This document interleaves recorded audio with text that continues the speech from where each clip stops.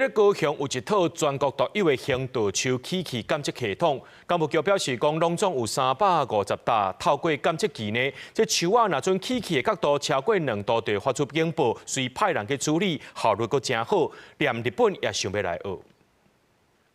好，當我們樹木發生傾倒的時候呢，我們的資料就會回傳到我們的平台。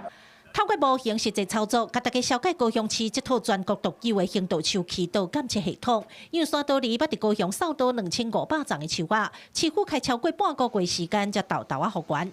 工務局表示，高雄有超過30萬叢的路樹，因自迄陣就來開發這套系統，針對輕鐵也個商業區、人濟區域來甲路樹倒監測儀，只要樹仔外傳角度超過2度，後台就會收到警報，隨派人去處理。輕軌咱有一個龍貓隧道，閣有一個雨豆樹隧道，迄種做好的一個點。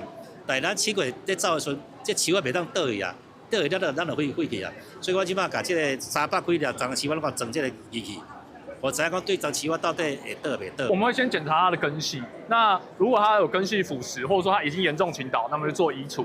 那如果它只是輕微的，那我們可能會修剪枝葉，或者說我們會旁邊加固一圈鋼索。工務局講，這套系統就連日本嘛要派人來學。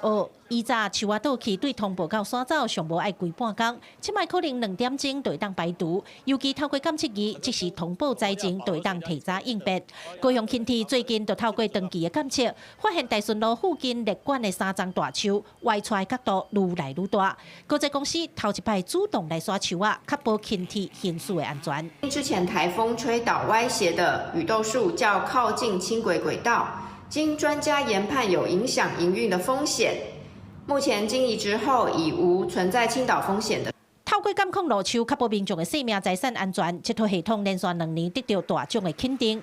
市府表示，未來結合教育局、農業局等單位，甲監測儀裝去校園甲定櫃的路樹，降低災害發生的風險，也個樹仔監測的資料庫愈來愈完善。記者柯家珠、邱超陽、高雄場報道。